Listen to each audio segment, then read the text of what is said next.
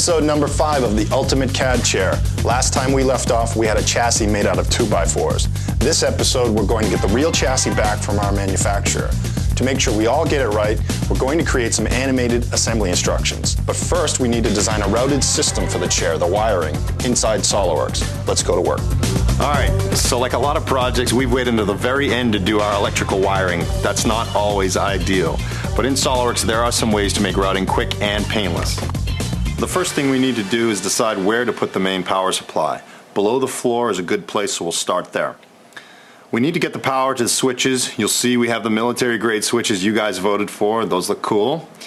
Now, when you have multiple switches, you need multiple wires. That means a fatter harness. So now, I'll keep that on the outside of the design, but down the line, we can bury these wires within our assembly so nobody has to look at them. The wires also need to provide power to the gantry, so we'll extend our cables up here around the arm.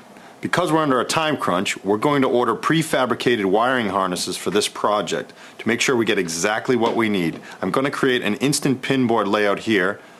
Works perfect. From this drawing, we can generate a bill of materials, order our harness, and be set to bring juice to all the systems.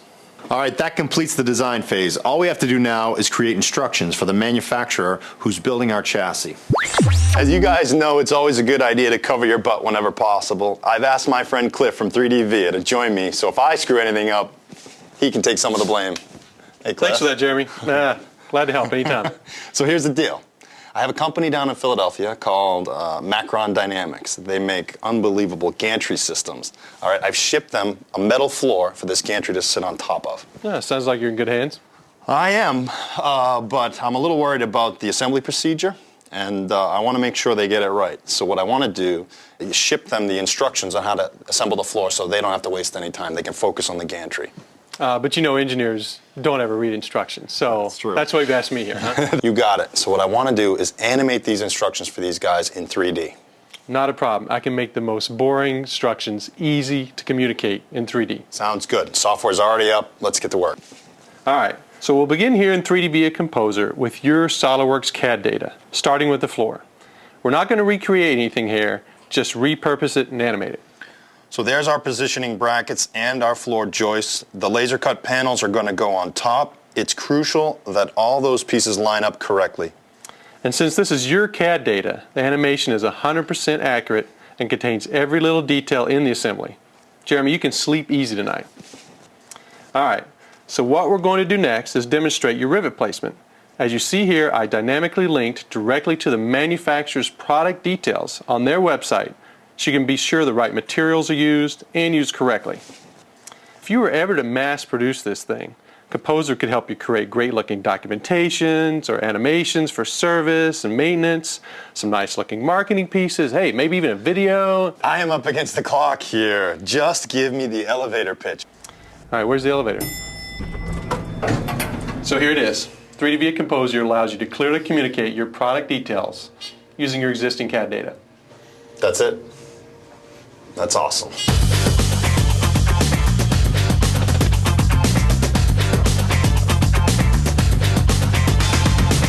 Hey man, thanks for making me look good with these cool animations. Oh, this stuff is easy. You've got the hard job. Well, we're almost there.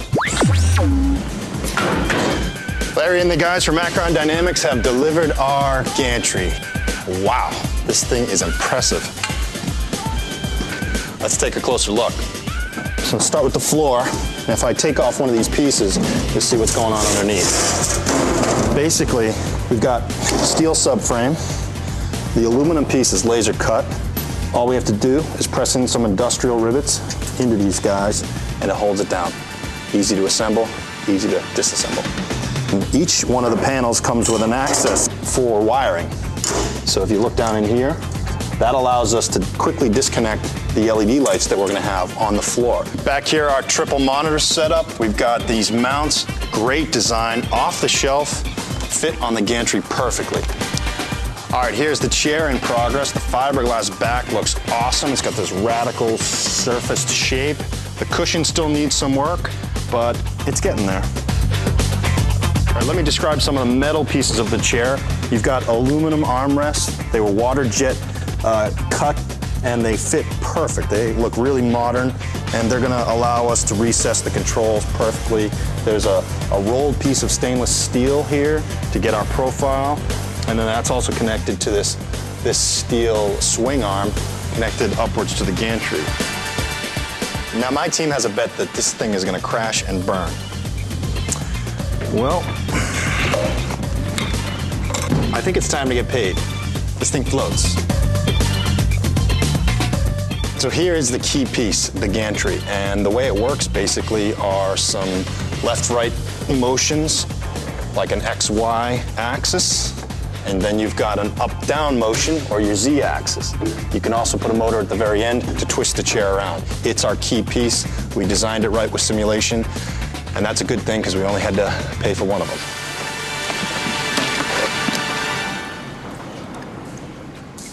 As you can see, we have a waterfall with a minor drip issue. These things are expensive to buy, so we decided to build one ourselves. We've got a leak. When it's done, it's gonna be really, really cool. A lot cooler than this umbrella.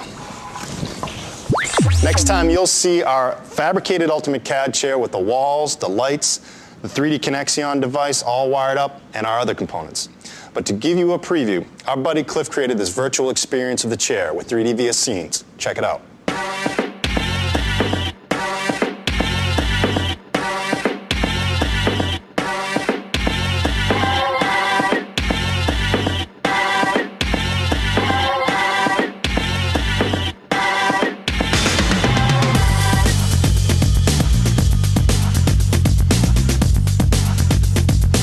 That wraps up this episode. There's one vote left for our grand finale. Now, we don't want a regular phone in this thing, so what sort of voice communication system would you want? An aircraft-style headset or a hands-free, voice-activated mic? Get your votes in. Now, I think it's time to take this thing for a test spin. This is Cat Dog requesting a flyby.